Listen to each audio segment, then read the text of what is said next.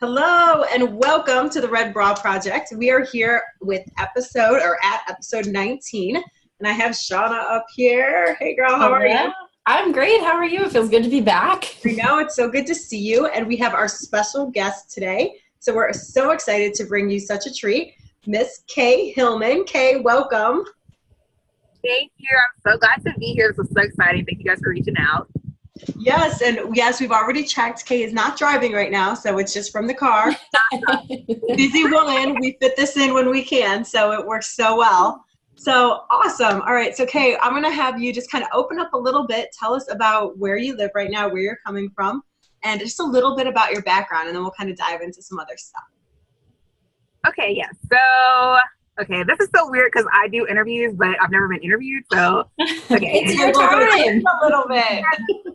Weird to like introduce myself, but so my name is Kay, and I currently live in Atlanta. I am a blogger, photographer, and social media manager. So I kind of do a little bit of everything. I call myself a multi-passionate creative. So I just like doing everything, and if I have an idea, I'm going to do it. So yeah, I've been living in Atlanta for about 6 months. And I have started my businesses actually recently. So this is my first full year in business, and my first full year as a photographer as well. So that's really interesting when people ask, like, how long have I been doing it? Just this year. So that's basically me in a nutshell. I'm married. I'm a newlywed. We just had our 1-year anniversary. So that's exciting. Congratulations. That's in the back. So if you guys see movement, it's him. So, Kay, I found you on Instagram and I just instantly was attached to your story and everything. And then once we started to get to know you through the questionnaire, I just find you so inspiring because you just took a leap and were like, you know what, I'm going to go on my own path. So can you talk a little bit about kind of how you got to this entrepreneurship? Yeah, so it's actually really crazy. And I always kind of start out with like my bathroom moment. And so it's something that I talk about quite a bit. And a lot of this came from just like my upbringing. So as a kid, I was the first person in my family to graduate college. And so it was a really big deal growing up. I'm the oldest of 6 siblings, well, 5 siblings. And so, you know, as the oldest and, you know, I'm like the oldest granddaughter, you know, everybody had this desire for me to be a doctor. And I mean, I was okay with it. You know, I was good in school. You know, I loved science. I'm a huge science nerd. So it kind of worked out. But I got into medical school and I was miserable. I literally every single day cried in the bathroom floor. Every day. There was not a single day that I did not. I would wait for my roommate to go to class and I knew I had about 30 minutes to cry. And I would turn off the light in the bathroom, sit on the floor, and I would just bawl my eyes out. And I never want to get to a point in my life where I experience that again. I am such a huge advocate of like mental health, especially. And especially, you know, just in the community of being a creative, and even in being in academia, like just mental health is just so critical. And I didn't realize, but at the time I was experiencing a depression. And so it was just like, even when I think about it, I'm just like, I try not to get emotional because it was like such a hard time, you know, because I'm thinking like, oh, I don't want to let my family down. And, you know, I'd be the first doctor in our family and I'd be the first, you know, college graduate and doctor. And so it was just a really hard moment for me. And then fast forward, so I dropped out, if you can't tell. So I dropped out and I was just like, you know, I can't do this. I can't keep crying every day. And so I dropped out and I decided to go to grad school because I'm still a science nerd. So I was like, okay, let me do something, you know, a little different. So I went to grad school where I started teaching. And that's when I found my love and passion for teaching. And it was a great experience. And at the end of that, I went to go and look for jobs to teach. And I was told by almost everyone that I was overqualified to teach, but then I was like underqualified in experience. And at that moment, I was like, you have got to be freaking kidding me. Like, how could I be like, I could not wrap my head around that. And I felt like such a failure, like with a capital F, like capital F of failure. And so I was like, okay, what do I do now? And so after that, I was just like, you know what? Why am I trying to work someone else's job when I can work my own? You know, and so I created my own job and I was like, hey, my family, they're all entrepreneurs. I tried, you know, I tried the medical school thing. I tried grad school. I tried getting a job. Like I tried to do it the way you're supposed to. And it didn't work. And I realized like, well, I'll just do it my way. And so I did. And that has like, ever since then, which started in it probably started in December when I really made the decision. And then in January, I was just like, okay, well, let's get an LLC. Like, let's get started. And since then, I have not looked back. So you've pretty much jumped in and you've been literally figuring it out along the way, because who says, okay, this is what I'm going to do. I'm going to create my own job. I have it all figured out and then go right in it, because that doesn't work that way. Right. So you are like, okay, I'm going to do this. And you have taken it out in bite-sized chunks just along the journey. Yes, exactly. That's exactly what I've done. And it's crazy. Some days I'm just like, what did I do? You know? and I mean, like, I had times where like I drove Uber. What is it? Uber? Yeah. I drove for Uber. I did Instacart, like, so that's groceries. Like I did all these like random side jobs just so that I can like get a cash flow to, you know, support what I needed to do to start my own businesses. But besides, like, I haven't had a you know, regular job since December. Wow. Congratulations. That's a huge, I mean, it takes a lot of gut just to jump in and do it. And that's awesome. So I'm going to go back just a little bit though. So talk about such a huge journey, and I can hear the emotion in your voice when you think back to that time and things, but when you were going through it and now that you look back and you're like, it's incredible that I'm on this side of it and I can't believe it was that bad. Like, you don't always know how bad things are when you're going through it sometimes. And I think that's a protective mindset and emotional thing that our bodies naturally do sometimes. But how long did that time go on for you? And what was the final turning point where you're like, no, I can't? Where did you drum up the courage to say, I'm going to go to grad school to be a teacher, to make that change? So honestly, I did medical school for 1 semester. I did the first semester. I finished that semester with like a 3.8 GPA. Like, there was nothing wrong with me except for I was so grossly unhappy. And I think that especially as women, we have to be very vigilant and be in tune with our body. We have to listen to those warning signs. We have to understand that if something doesn't align with you, even in the slightest, you need to explore that, figure out what it is, and address it. And something that I didn't do the entire time I was in school was actually address what was bothering me. And even in hindsight, I still sometimes struggle with figuring out, like, what was that thing that was like, this is not for me. And I think it was the caring aspect. So when I was in school, I got bad marks for spending too much time with the patient. And I was like, how do you get bad marks for bedside manner? For having empathy? Yeah, it was just crazy. And like, you know, everyone that goes to med school, you know, it's like, oh, why are you here? You know, because I want to help people, because I want to, you know, take care of people. And so in my experience prior to that, I worked in hospice. I worked with special needs adults. So like, I was super hands-on. And then to tell me like, oh, you're like spending too much time, like, that made no sense to me. And it broke my heart, because it's like, you see all these things come through. And if I didn't say this before, I actually went to a foreign school. So I went to school overseas. And so I went to Grenada, and it's a very, very, it's a third world country still. And so seeing those people come in and the treatment was, oh, well, we'll just cut their leg off. Where at, Kay? I'm sorry. Where was that school? I was in Grenada. So it's called St. George's University. Okay. And so it's right off the side of South America. Okay.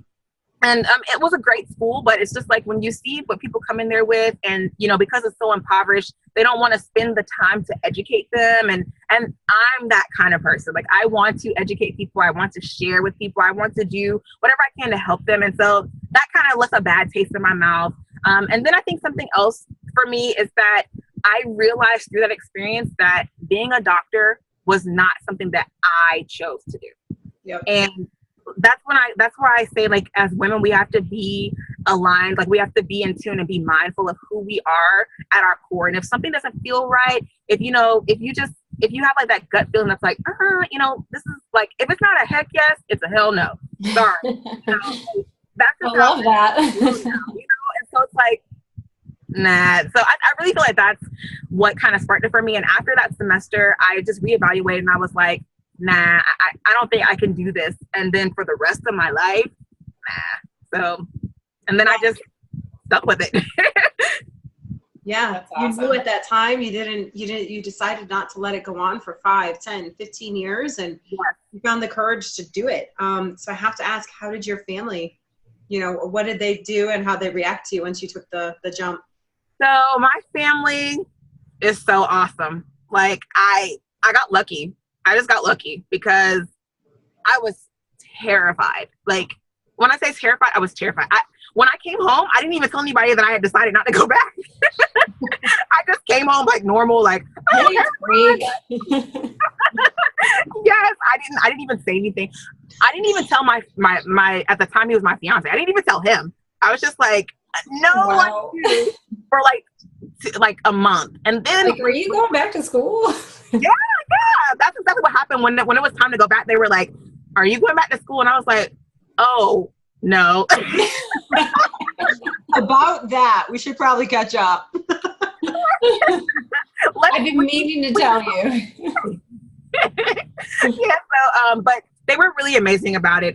My dad was the first person to really just jump on board and be like, hey, if it's not something that you want to do, don't do it. And then my mom, she wanted to have a conversation about it because she wanted to make sure, her thing was, are you doing it because you're getting married? And I was like, no, it's not that. It really was, and then I explained to her because I didn't tell people. The only person that knew what I was struggling with and that I was crying every day was my brother. And it's because I would call him. And so nobody really knew like how bad I was taking where I was and my environment and everything. And so when I finally opened up and talked about it, they could understand. And that was really nice. And actually I came back home, and after I finally told them, I got counseling, which is something else that I'm a huge advocate of. As women, I really feel like everyone needs a counselor. Like I'm a walking billboard for you. We need to get a counselor because you're able to talk about things and process things, and they're able to, help you cope with just whatever your circumstances are. And so, so I did that to kind of help me come to terms with, okay, I'm making this huge, like it's a life decision. And my family was really, really supportive. Like I couldn't ask for a better bunch. That's awesome. Awesome. Really great to hear. Yeah. Sorry, Sean, I'm going to go really quick. No, you're fine. What Kay just said. So with your counselor, did you already have a counselor, or how did you go about finding one to kind of help you through that stage of life? Yeah. So I have been doing counseling off and on for years now because when I was an undergrad, I took advantage of the counseling services at my college. And so because of, I guess, some kind of, I forgot what kind of affiliate program it was, but I went back to my alma mater and I got counseling there. And then now I kind of go to counseling, kind of don't, but I kind of do like group sessions. And so basically I just Googled it in my area, like group counseling sessions and things like that. And I found a really nice, I think it's like it's a wellness center. I can't remember what it's called, but it's a wellness center. And so, yeah, I mean, I know that it's something like counseling is something that people don't like to talk about a lot, but it's so valuable, so vital, especially for creatives and entrepreneurs and, just people in high stress situations, because the suicide rate for doctors in medical school is like, I believe it's like 1 in 10 or something. Like it's really high for people, like suicide and suicide attempts. And so, it's so like they're very vigilant about, okay, how are you feeling? Are you okay? The work isn't any easier, but they still, are mindful of like our mental health and stuff. So yeah. That's great. So once again, you knew that you needed something and you figured it out along the way and you tuned into your instincts and responded. That's awesome. I mean, a question that we ask every guest is just how you push through fear. How did you, I mean, I know you're talking about you worked with this counselor, but how did you just say, I'm taking this leap and I'm going to create my own job that nobody's really done before? I believe in doing it scared. Okay. There's never going to be a time that anything's going to be perfect. Even like, people are like having kids, like there's never going to be the right time to have kids. There's never going to be a right time to do anything. And there's going to be a certain amount of fear that comes with everything. But what I like to do with fear is I like to turn that into something else, because fear sometimes gets this negative connotation that's sometimes kind of unnecessary. But I don't know if you've ever recognized this, but if you ever think of a time that you're fearful and then think of a time that you're excited, it's the exact same feeling. And people don't recognize this, but like next time you feel fearful, like just think about it and then think about how you feel when you're excited. It's the same kind of fear with a different language attached to it. And so now what I do, and even through that period, it gave me a chance to kind of practice that technique out of, instead of saying I'm afraid, say I'm so excited. Like what I'm feeling is actually excitement. because I've never done this before. This is something that's new, you know, and that doesn't have to be scary or fearful. It could be something that's actually exciting. And so I really like focused hard on changing my language around things. So and as women, we really struggle with like self-talk, and and our default is to go negative. And so to me, a negative word would be fear, but a positive word would be I'm excited. Like I'm excited about the opportunity to start my own business. Not I'm afraid. You know, if you're afraid, you're not going to be successful. But if you are excited, you know, that's different. You know, and I just said the same word, fearful, excited. It's the same feeling, you know, but you're putting your negative or positive slant on it. So really, that's really what I did. I love that perspective. I love it because I can relate to that. And a lot of times when you're feeling anxious or nervous or fearful, it's because you really care about something. And of course you care, you know, you're afraid to put yourself out there. You're afraid to do this, or what would everybody think? But yeah, you're right. If you can change it to, gosh, I'm so freaking exciting. This is positive energy, instead of, oh my gosh, you know, either you're going to knock it out of the park, or you may flub up a little bit and you'll learn, but you know, that's it. So you it's an opportunity to learn. Like you said it best, like it's an opportunity to learn. Like no matter what happens, whether you succeed or fail, it's all an opportunity to learn. It's all a growing experience. And like, I mean, I wrote a blog post on my blog talking about like all my experiences today that I just shared with you guys, and how like I could have said those were failures, but instead those were just opportunities for me to grow into who I am today, which is who I was supposed to be. And I learned a lot of things along the way that got me here. And when I really think about it, it's like those weren't failures. You know, those were opportunities for growth. Those were things I needed to go through to help me, you know, be who I am today, which is I think I'm amazing. Like I was just going to say, your energy is so incredible. It's infectious. And it's just, I mean, I'm like envisioning like a roller coaster, like, okay, instead of being scared next time, just think about how exciting it is. And like, you're going to enjoy this. And if you're scared, like you're not going to enjoy the ride. And that's kind of like your life right now. You are enjoying the ride because you have put fear to its side. So I agree that you're pretty awesome. So thank you. So looking at your business that you have created yourself, so blogging, photography, social media manager, do you break it up into thirds, or how do your job details, how does that play out? How did it start at first? Did you go with one avenue and then merge into all three, or? Okay, so my first thing that I started with was photography, and in hindsight, I wish I wouldn't have done that because I never had taken a picture in my life. So, but that on your phone, right? Yeah. But that was my first business. And so I guess to say how I did it, I did start one thing at a time, and I just kind of added on. So I started with photography, and I love photography, and I will do that forever. But then I realized that a lot of people were asking me questions about social media. And so that's why I say, like, people need to, especially as women, we need to stay aligned with like ourselves, because I would have never thought to do social media management until I started recognizing what people were coming to me for, which they were coming to me for, hey, well, how did you grow your social media? How did you do this? How did you do that on social media? And I'm a nerd, you know, thanks to all the years of school. And so I was able to teach people that. And so I started doing social media management. And so that came next. And then blogging kind of was intertwined the whole time. Because I was just kind of sharing my experience. And so my blog is about being a creative and about, you know, being an entrepreneur. And so that has just now started taking off a little more. But I added that kind of throughout the whole process. And then I started a community where I have a podcast and all that kind of stuff. And so everything kind of grew out of each other. And then the way that I kind of manage it now is that I do things by day. So, you know, Monday might be, you know, working with my clients for social media.